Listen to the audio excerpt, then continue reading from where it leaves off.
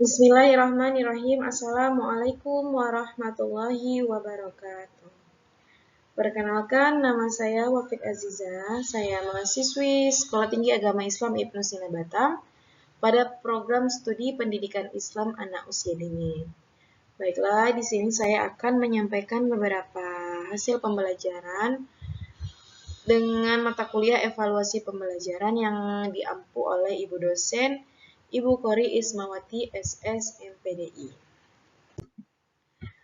Pengertian evaluasi. Evaluasi adalah suatu rangkaian kegiatan yang bertujuan untuk mengukur tingkat keberhasilan suatu program pada satuan pendidikan. Evaluasi pembelajaran adalah suatu proses pengumpulan dan analisis data mengenai hasil belajar siswa untuk menentukan sejauh mana tujuan pembelajaran telah tercapai dan untuk membuat keputusan yang berkaitan dengan pengembangan dan perbaikan pembelajaran di masa yang akan datang.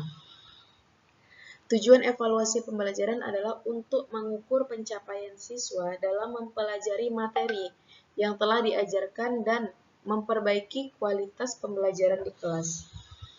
Evaluasi pembelajaran dilakukan untuk mengetahui sejauh mana tujuan pembelajaran tercapai, mengevaluasi kinerja siswa, dan menentukan apakah metode pengajaran yang digunakan sudah efektif atau belum terhadap siswa. Selanjutnya ada jenis evaluasi pada kurikulum merdeka, diantaranya ada asesmen diagnostik, asesmen formatif, dan asesmen sumatif. Asesmen diagnostik adalah merupakan asesmen yang dilakukan guru secara spesifik atau detail. Adapun yang diidentifikasi guru yaitu berupa kompetensi, kekuatan, dan kelemahan siswa dalam proses kegiatan belajar. Dengan dilakukannya identifikasi ini, guru dapat merancang kegiatan belajar mana pembelajaran yang sesuai dengan kompetensi keadaan siswa. Selanjutnya ada asesmen formatif. Pada asesmen ini digunakan untuk mengidentifikasi kebutuhan belajar peserta didik, baik berupa hambatan maupun kesulitan yang dihadapi siswa, juga umpan balik bagi peserta didik dan pendidik.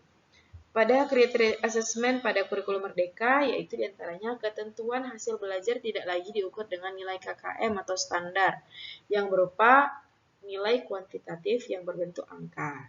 Asesmen ini dilakukan untuk mengidentifikasi ketercapaian tujuan pembelajaran.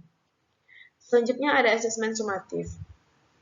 Pada pendidikan anak usia dini atau di jenjang PAUD, asesmen sumatif ini digunakan untuk mengetahui capaian perkembangan anak dan bukan sebagai hasil evaluasi untuk penentuan kenaikan kelas ataupun kelulusan.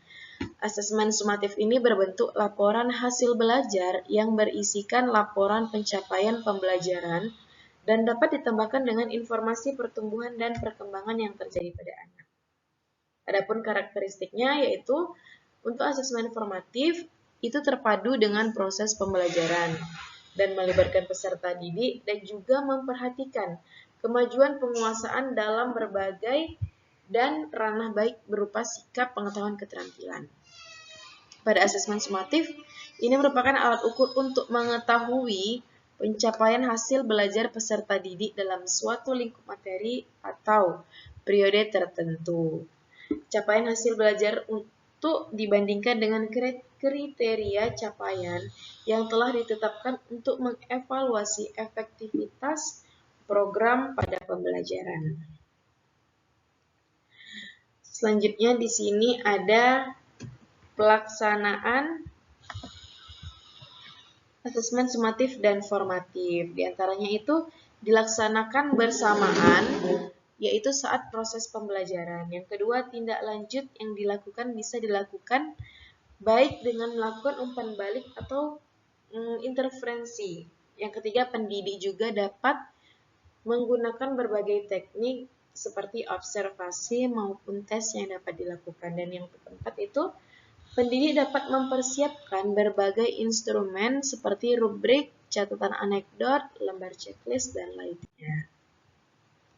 Nah, adapun instrumen penilaian pada kurikulum merdeka yaitu ada catatan anekdot, hasil karya, checklist capaian pembelajaran, foto berseri, dan portofolio kurikulum merdeka. Catatan anekdot adalah berupa catatan singkat yang diambil guru saat mereka mengamati anak-anaknya. Hasil karya adalah sebuah hasil pikir anak yang dituangkan dalam bentuk karya nyata, dapat berupa pekerjaan tangan, karya seni, ataupun tampilan. Checklist capaian pembelajaran yaitu pada pembahasan ini, setiap itemnya bisa disesuaikan dengan lembaga masing-masing karena bersifat fleksibel. Nah, untuk foto berseri yaitu gambar yang menceritakan tentang suatu topik tertentu dan menunjukkan adanya kesinambungan atau hubungan antara gambar yang satu dengan gambar yang lainnya. Untuk portofolio kurikulum merdeka yaitu kumpulan hasil kerja siswa dari pengalaman belajarnya selama periode waktu tertentu. Adapun prosedur penilaiannya itu merencanakan dan menetapkan kegiatan. Pada ini perencanaannya itu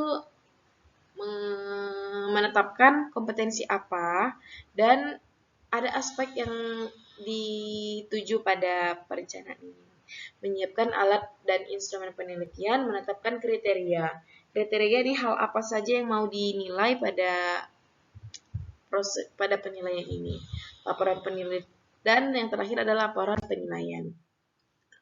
Pelaporan hasil-hasil penilaian dilakukan secara berkala, secara transparan atau langsung, mencakup berbagai aspek, karena pada anak usia dini terdapat berbagai aspek, berbasis kompetensi, memberikan umpan balik yang konstruktif, dan dilaksanakan secara individual, bukan untuk beramai-ramai. Adapun ruang lingkupnya ini, siapa yang akan menerima laporan? Pada pelaporan ini apa saja yang dimuat di laporan?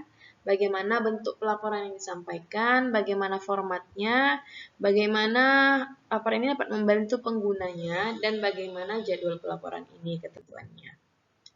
Selanjutnya manfaat pelaporan ini bisa untuk peserta didik, bagi pendidik, orang tua, dan administrasi. Adapun bentuk-bentuk pelaporan ada dua, yaitu laporan tertulis dan laporan lisan.